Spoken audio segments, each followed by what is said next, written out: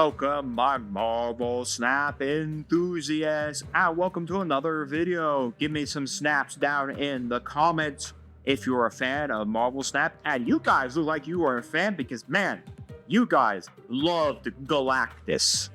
Ooh, you guys loved it so much. Glad you enjoyed Galactus. But from the Galactus, the man of eating worlds, over to Hope, Stature. That's today's deck we are looking at, because today we are looking at Hope Summers. Of course, Hope Summers, if you don't know, was an exclusive card for the season.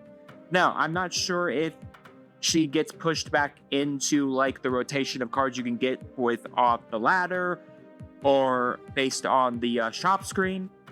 But anyways, Hope Summers was one of those exclusive cards for the season. She states, after you play a card at her location, you get an extra energy. So basically, you just spam a guy over to her location and constantly give yourself an extra 1 energy. And of course, to do that, the best card to do it is Kitty Pryde. Kitty Pryde, of course, if you've never seen her, actually has had a couple of erratas as well, because she's just been a very strong deck strategy. Other decks that use Kitty Pryde is Angela, where you go into like Angela with Elsa Bloodstone, where you use Angela to basically constantly buff herself up by 1. I think that's why Angela, is now a 2/3 and adds additional power anytime a card is played at her location, because she used to add 2 power and she used to be at 0. So Kitty Pryde would constantly just go to her location and constantly buff up Angela. And then with Elsa Bloodstone, if Kitty Pryde was your 4th card, Elsa Bloodstone would buff her power and then she would return to your hand. But anyways, Kitty Pryde will when this card returns your hand, give it a +1 power. Returns at the start of each turn. So let's go through the rest of the card by card. So basically our combo right here is Hope Summers and Kitty Pryde to constantly give up Hope Summers. But we have other good cards in here. We have Shadow King. He basically resets the power of all guys on that location. So if your opponent's playing, say, a deck that buffs up power, like Angela with Elsa Bloodstones, or say Sebastian's, he just resets their power altogether. Jeff, once per the entirety of the game, can move to one other location. The Red Guardian will target the lowest cost power enemy at his location, give it a -2 power, and remove its text. Hope Summers are talked about. Gladiator we saw last time. Again, he takes the top card of your opponent's deck, places it in the location he's at, and then compare the power level. If his power level is greater than your opponent, then the card, we nuke it off. If not, it just stays there. Not great when it doesn't nuke off. We are playing Shang-Chi. Shang-Chi will, I believe in the past, he used to nuke off power 9 characters. I think now he's power 10 characters, as we can see here. But anyways, on reveal, he nukes off power 10 characters in the location, all of them. Miss Marvel was, again, another exclusive card from her timeline. Her timeline came around when the Marvels movie came out, so there is a, like, all art from Captain Marvel and Spectrum. Anyways, ongoing, your adjacent locations, typically one are in the middle, get a +2 power, and no repeated cards have 5+ power. So basically, as long she gives each location with 2 cards that have no repeated costs have 5 power. So she'll give 5 power to the 2 adjacent locations to her, as long as the 2 cards, as long as all cards at the location have no repeated costs. As you can see here, we don't really have a lot of repeated cost characters, so if we do have them, we need to distribute them between each of the main locations. Black Bolt sufficiates Stature. He discards the lowest cost card from our opponent's hand.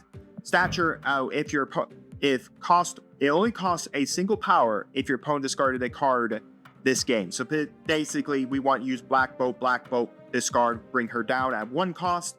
And then for our 6, we have Dr. Doom. He makes Doom bots in the other 2 locations that he's not at. And then Magneto moves everyone at a cost of 3 or 4 to his location. So basically, the gist of this is we're using Miss Marvel in the middle to buff up the 2 side locations. We're going to gain power thanks to Kitty Pryde off of Hope Summers. And then we want to bring out Black Bolt to reduce the cost of Stature by 1 so that we can play her on turn 6 alongside like Dr. Doom or Magneto. So that is the deck. Let's take it to a best out of 7, and let's see how well it does. Our first game, and we open Kitty Pryde. Not bad. Kamar-Taj is going to be very strong for us with the Gladiator. That's definitely going to be a very strong location for us. We're going to start off with our opponent starting with Squirrel Girl. Anyways, Hope Summer has a lot of different strategies in Marvel Snap. A lot of different strategies around Hope Summers. Anyways, we'll just put another kid. I didn't really play much Hope Summers when she first got released out into the game. Okay, so it will really suck if there's Hope. No, she's not on the reveal effect. This will really suck if this is where Miss Marvel goes, because I want her in the middle location. To buff up the middle. Why is this guy playing Mystique? There's no target for Mystique. There's no strings on me. Well, we could just congested his entire board. Okay. Well, that blue marble is at least dying. But the problem is now we congested the entirety of his board presence. He's living... Okay, so Hope Summers is not bad over there. He's basically living off of camouflage. So... I want him to wait. I want to see if he's going to throw down. This feels like the Patriot.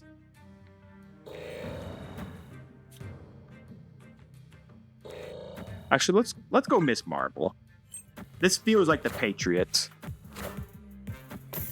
Of course she happens to die. So why not? Of course. That's how I lose Miss Marvel. Oh. So we'll go Kitty Pryde, get an extra power here. I can put Dr. Doom and okay, well, that really is down. Okay. So what I can do is I can go Kitty Pryde here and then Dr. Doom there, and I make 2 Doom bots. I was right, it was the Patriot. I was 100% right on the fact that he was playing the Patriot. I clogged his entirety of his zone, though. And that's a win with a snap.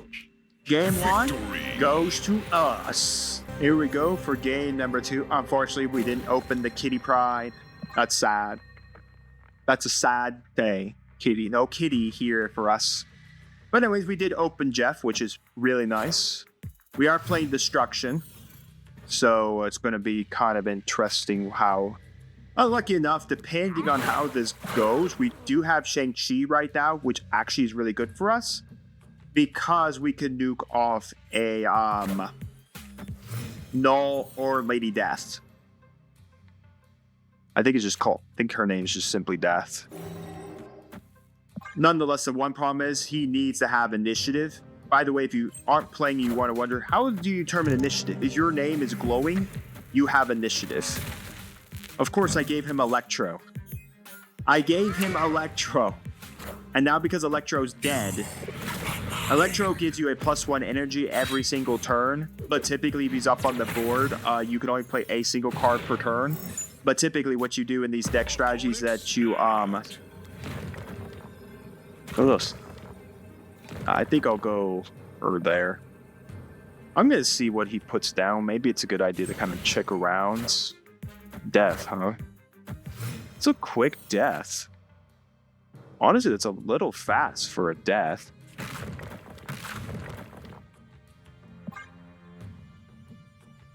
Well, that's a little quick for me for thinking you have a death. What Doom bots do you make? Your Doom bots are 6 as well, so okay.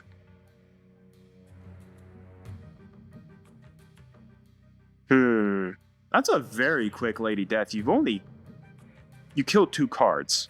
Oh, and plus you had the +1 power. Plus you had a way more, because I totally forgot you actually had a... no strings on me.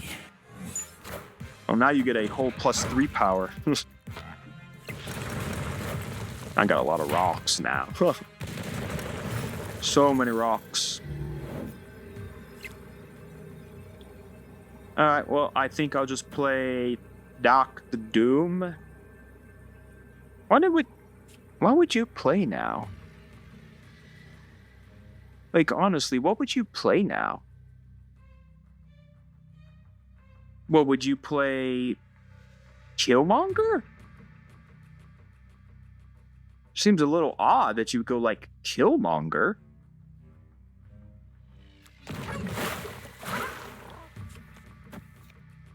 Unfortunately, I can't put Kitty Pryde there because of the Hellfire Club.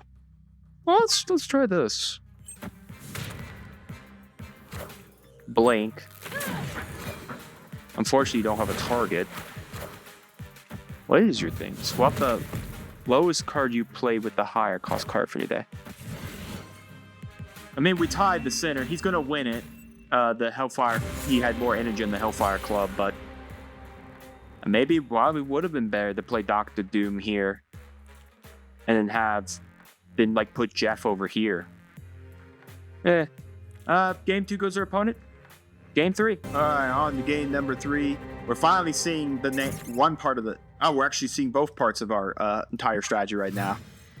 Black Bolt and Stature. Multiple man, huh? Oh, I guess we can play a multiple man. Multiple man! This is a really good move card, especially if you can kill it off with, like, say, Carnage, and then use the Phoenix Force to resurrect the multiple man. That way, the multiple man, I think, gets a +5 bonus on himself. So he's running around at +5, and Phoenix Force allows him every turn to move anywhere he wants to go. So it's, like, really funny.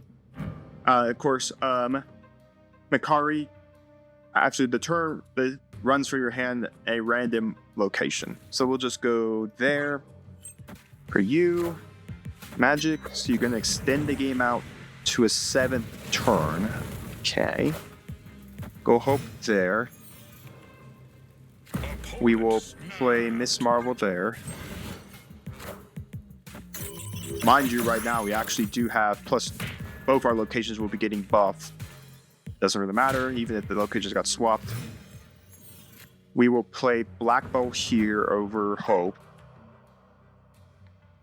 Mind you that Dr. Doom is going to have to go here so that 6s go in the other 2 locations. So that way Miss Marvel constantly still buffs up the locations.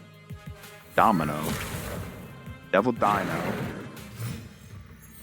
Well, I know what I'm doing, that Devil Dino. Devil be gone. We'll do that. Yeah, why don't we put Shadow King there? That will reset both of their, at least her power. Maybe it would have been better with Magic and Psylocke. It matters how many cards he pitches out of his hand, because he goes out. Of course, he went down past 10. Oh, of course he did.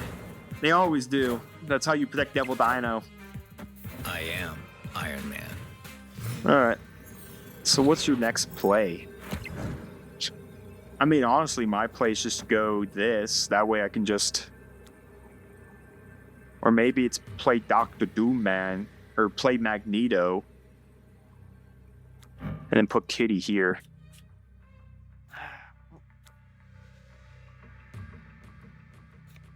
Maybe it'd be better to do this? Oh, okay, so he's gonna go after the Iron Man location. Still get my... Oh, I lost my plus... Alright, I lost my +5 buff. I am Iron Man. Because I put a level 1 where there's already a level 1. Well, we still won in the end. Victory. That's what's more important, kids. We still won in the end. Alright, game 3 goes to us. On to game 4. Oh no, it's Galactus! Thanos was right? Right about what? What was he right about? Thanos! We're playing Destruction. Okay. My favorite deck. We'll put a Jeff Man over there. Well, he's already starting off with a really good combo of Deadpool and Hulkbuster. That definitely is going to make then one card very strong in a couple of turns. Unfortunately, I just don't really want to use a Gladiator and pull, like, say, X-23 as well. Oh man, he's actually got a pretty stacked hand right now. Change my underwear. The big question is, does he have or has he caught his hands on we'll put you there. Does he have his hands on Null right now? It's got 4 cards in his hand. This is a Venom. Yep. Ooh.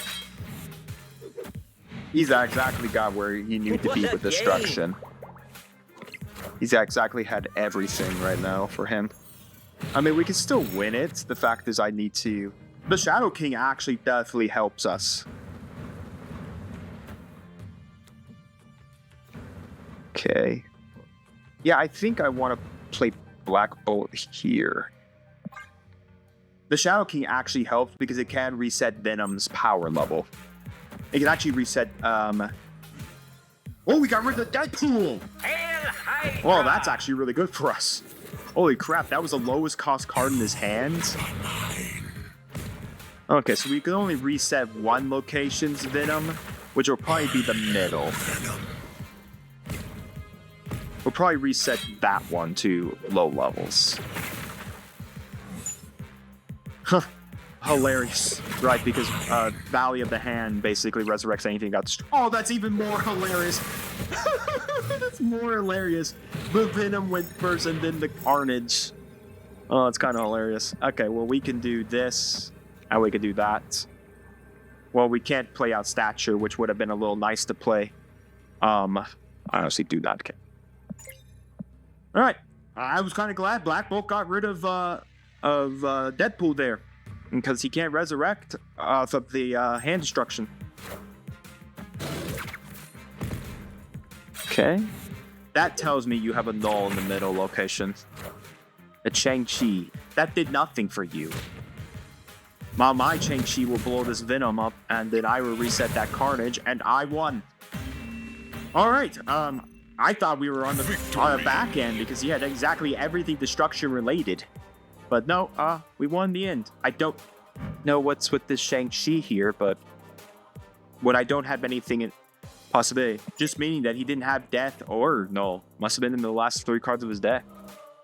Alright, on to game 5. Alright, game 5. This is it, kids. Again, we got the nice combo, Black Bolt and Stature. This is it.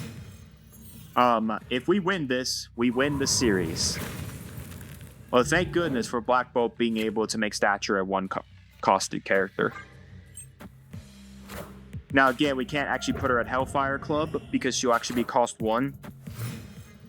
Which isn't always great, the fact that we got the Hellfire Club there. Okay, let's put the Gladiator. I don't like he's gonna have all these sentries running around. That's even worse. Of course he put the armor down right where I put Gladiator. Which to go Norvon? That's actually not bad location. Bad, I think. Because this will actually give us the gens. And the gens are 0-costed characters that give you a +2 power. Of course now. Well, actually that doesn't hurt Kitty Pryde. Because Kitty Pryde's not an on-reveal effect. Which I like that she's not on-reveal. The problem is I believe we're at... Yeah, we're not going to be drawing a card. Okay, we're going to put that there. Put that there. Let's put one there.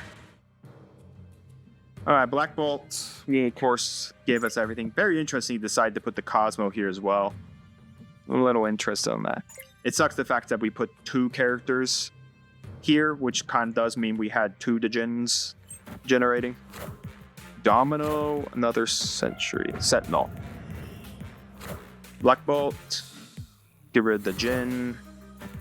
Yeah, we did reset ourselves to a 1-cost character. Okay. We got a lot of power here, so we can go do this, and we'll put Kitty over there. We're not going to stack, because I honestly don't know if we're going to be able to get it here. But at least we have a good shot at doing it. So Colossus does not give him the win in that location. Neither does a Sentinel. A Djinn to give me a +2 power buff, Kitty Pryde, and only a Hawkeye. Yep, that's a win. The series goes to us in 5. Well, folks, 5 games. We got the series in 5 games. Overall, this deck performed well. Besides the one loss where maybe I could have played it a little differently, this deck did perform extremely well. I think there is a little bit of the nuance playing of being cautious around like Miss Marvel, making sure, of course, that you don't have a location with repeated power levels. Hope Summers is so nice because, again, on your turn 6 play, you can, if you have Black Boat's Stature, you go Black Boat turn 5 over like maybe on Hope Summers location, you get that +1 energy. This Black Boat actually was the MVP of that destruction game, getting rid of that Deadpool. And we saw like Stature being able to go down to 1 cost, even when the Icebox hit her when she went up to 6. Doesn't really matter. Now it doesn't great that we saw a couple of Hellfire Clubs throughout, and the fact of the matter is Hellfire Club being that we can't put cost 1 characters at it isn't really great, but still. And of course we did see like Doctor Doom and Magneto go off, but honestly, it's a well-rounded deck strategy, just very good cards overall. I want you to let me know down in the comments your thoughts on Hope Stature. Whatever Hope decks have you played? What Hope decks should I preview for you all in a best of 7? Once again, I'll ask whatever other decks do you guys want me to check out? Maybe a discard with Apocalypse. Do you want me to try another destruction strategy? I'm planning on thinking about the next game. We'll probably be doing movement, so we're going to play a moving deck. So if there's any other strategies you guys kind of want me to check out or bring to the here and show you how a 7-game series with it, so you guys can of course try it out yourself, let me know all that down in the comments. And while you're commenting, do make sure to like the video, subscribe to the channel, and ring the bell so you know if my videos go live for you. And we'll see you here next time on Mama Dragons TCG.